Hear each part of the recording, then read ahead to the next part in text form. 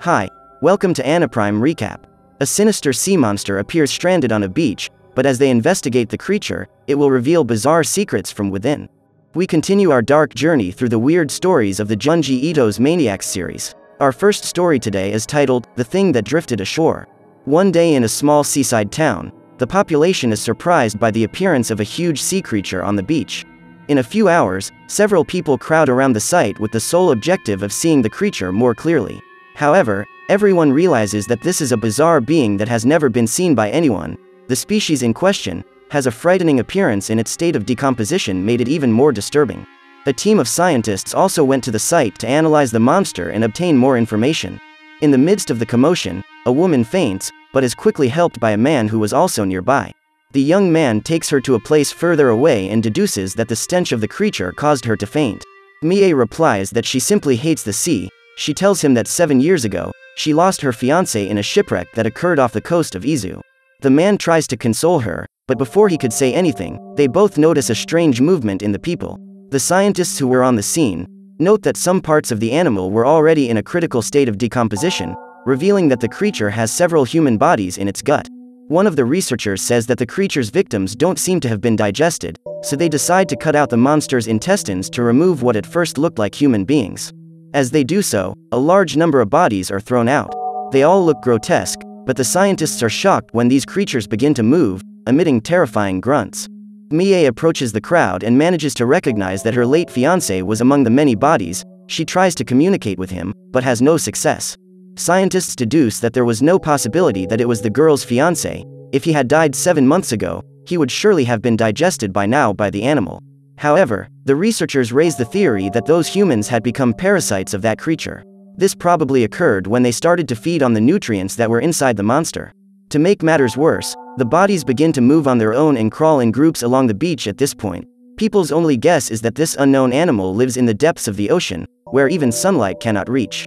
The creature ingests only humans and turns them into its hosts forever. Now we will leave for the second story, called Intruder. In a macabre house, a young man buries a body of a person who has the same appearance as his own. In the school library, Kamiyama talks to his two friends about a probable supernatural event. He explains that he is feeling watched by a strange presence and believes it to be from another dimension. Their friends try to discuss what might really be going on. Kamiyama says that there is a book in the library, which explains more about this matter. The trio walks around and realizes that the book in question was with Oshikiri.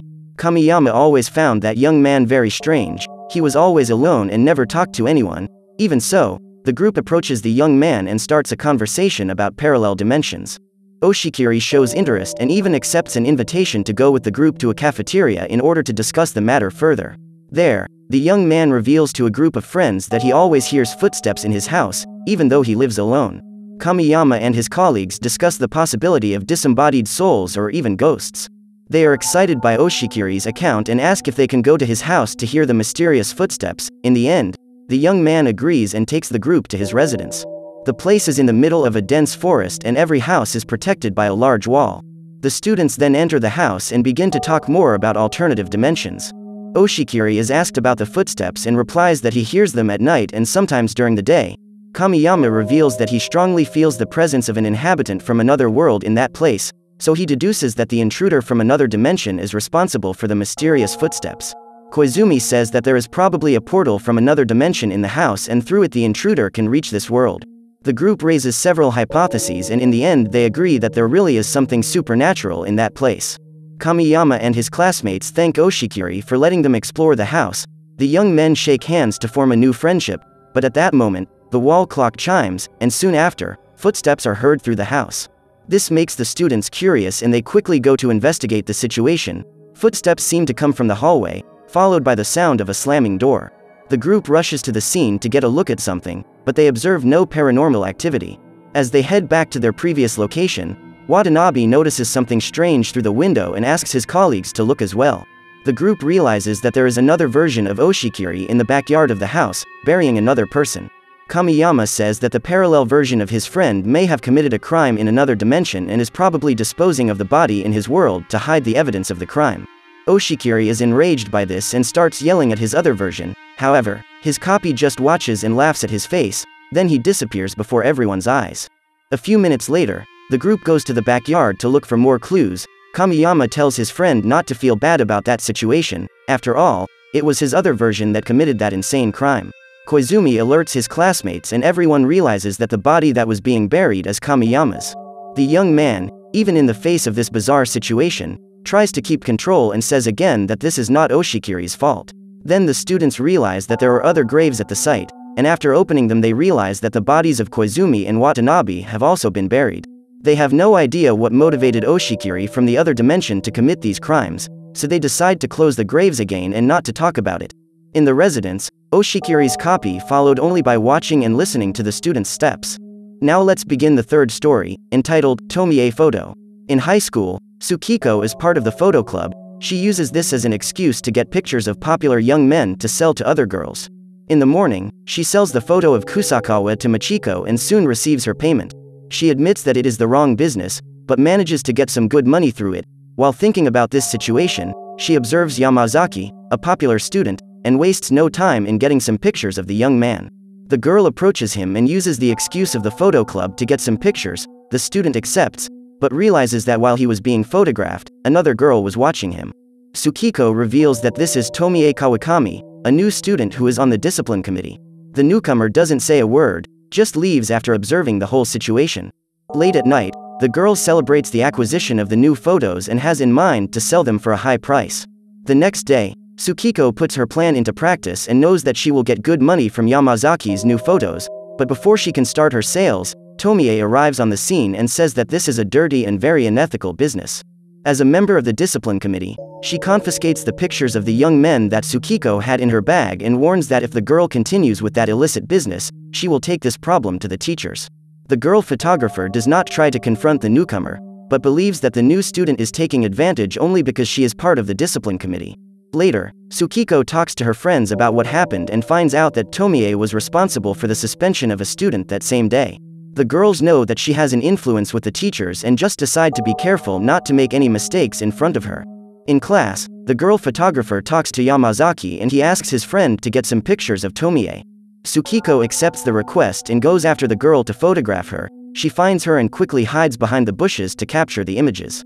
Although Tomie realizes she is being followed, she doesn't get nervous at all, just acts sarcastic and asks Tsukiko to take several pictures of her to spread around campus. The girl wastes no time and takes countless pictures from several angles. Tomie poses in a variety of ways until she gets what she really wants. Then the photographer is caught in the act by a teacher. The rookie giggles at the situation and waits to see what will happen to the girl. Tsukiko defends herself and says she agrees to be expelled from the photography club or even suspended for a few days. A short time later, Tsukiko receives a printout of the photos she took of Tomie at her home. Upon looking at the photos, she realizes that the rookie's photos are strange. She realizes that a macabre face is present in all of them and attached to the rookie student's head. The next day, the photo girl spreads several copies of Tomie's pictures all over the campus. Upon seeing this, the new girl goes into a rage and asks the students of the discipline committee to eliminate Tsukiko. That morning, Yamazaki runs to her friend and warns her that some students are looking for her to take her life, so she should hide. The young man takes her to the photo room and tells no one of her location. In the development room, Yamazaki asks why the girl has spread several pictures of Tomie all over campus. Tsukiko replies that she did it out of jealousy. After all, she has romantic feelings for the young man. Before she can declare herself, Yamazaki wraps a rope around the girl's neck and begins to pull her with all his strength. He says that he is following Tomie's orders and will not forgive what the young girl has done to his beloved. He also says that he would never fall in love with someone like Tsukiko, at which point the girl uses the rest of her strength to grab a bottle with a toxic substance, used to develop photos, and throws the liquid into Yamazaki's eyes. The young man finally releases her and screams with great pain in his eyes. The young woman manages to escape the attack and returns to her home. The next day, Tsukiko's mother asks her why she doesn't want to go to school, but the girl answers nothing. The woman says that she is going on a trip, and so the girl would be alone for a few days. A few minutes after her mother leaves, the girl goes to the window and realizes that the young men from the discipline committee are at the door of her house. She quickly hides and tries to lock the bedroom door. However, she notices that Tomie is at the end of the hallway already inside her house. Tsukiko tells her that she knows that Tomie ordered Yamazaki to eliminate her in the photo room. However, the girl replies that she didn't give any orders and doesn't know any Yamazaki. She further says that this young man might be so in love with Tsukiko that he decided to eliminate her of his own free will. Also, the newcomer tries to offer Tsukiko drinks and snacks and claims that none of them are poisoned, but the girl thinks it's better not to accept anything. The girl photographer says that she was suspended because Tomie set up a whole scenario to make it happen. The new student says she didn't plan anything, this being just a coincidence of fate. Tsukiko doesn't believe any of her words and just keeps quiet. Tomie looks at the photographs in the girl's room and says that they remind her of her past. She says that she has traveled through several countries in Europe and even met Picasso in person. Tsukiko says that it's all lies and she doesn't believe a word Tomie says. She says that the girl has some kind of disorder that makes her lie compulsively.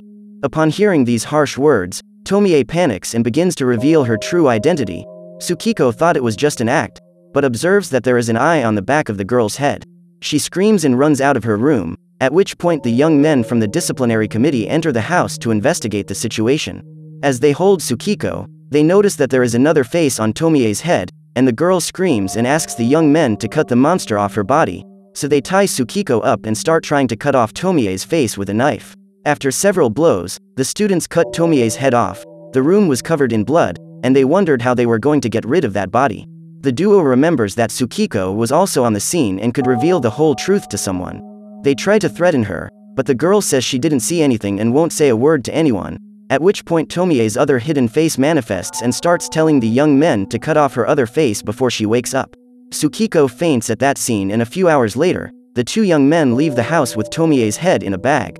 The photographer wakes up with some noises and when she opens her eyes, she realizes that the novice student's body was moving by itself. She turns to the girl and Tsukiko notices that another head was quickly groaning in the place where the other one was cut off. The body advances toward Tsukiko, but he just walks past it and out of the apartment in search of his former head.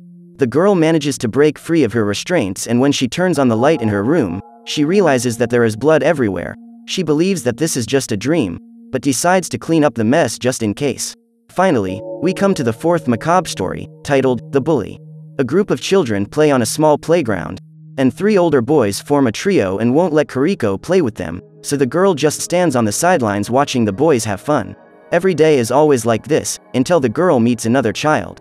A woman asked the girl to play with her son, Naoya, and in return offered her a chocolate bar. The girl on the first day even made friends with the new boy, but soon realized that he was quite dull. Upon returning home that evening, the girl's mother reports that a woman has delivered a box of cookies as a thank you for the young girl playing with Naoya, and then discovers that they are her new neighbors. In the following days, every time the little new boy tried to play with Kuriko, it made her angrier and angrier. Kuriko would always pull Naoya's ears, try to drown him in the playground fountain, hit him with a wooden stick, force him to do life-threatening challenges, and even get him attacked by a ferocious dog. She always felt pleasure in those attitudes as a child, but years later, she met up again with one of the young men who played in the playground. His name is Yutaro, and today he has romantic feelings for the girl he always rejected in childhood. Kuriko tells him that she was a mean child, but he replies that this would not change his feelings. However, the woman says that there is still a secret left to tell. A few days ago she was reunited with Naoya. They talked and returned to the old playground. In this place, the man who in his childhood suffered from Kuriko's attacks, reveals that he has always been in love with her, since the day he saw her. In the present, Kuriko says she wants nothing to do with Yutaro, because she is already in a relationship with Naoya. A few years pass, and the former little girl who committed those horrible acts is now a mother. She has married Naoya and together they have a son named Hiroshi. Kuriko tells her son that he is identifiable to his father as a child, even his way of acting is extremely similar.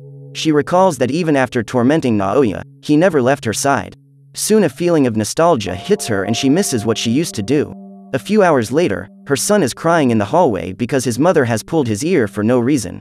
In her room, Kuriko strangely keeps calling her son by the name Naoya. She puts on her old clothes from when she was still a child and with a bizarre expression tells her son that they are going to play in the park. Hiroshi says that it's already dark, but his mother replies that it's no problem, because they will have a great time. Which of these tales was the most disturbing? Do you think you would survive all of them? So, what did you think of this anime? Leave it in the comments below. And if you liked the video, like it and subscribe for more anime recaps. See you next time.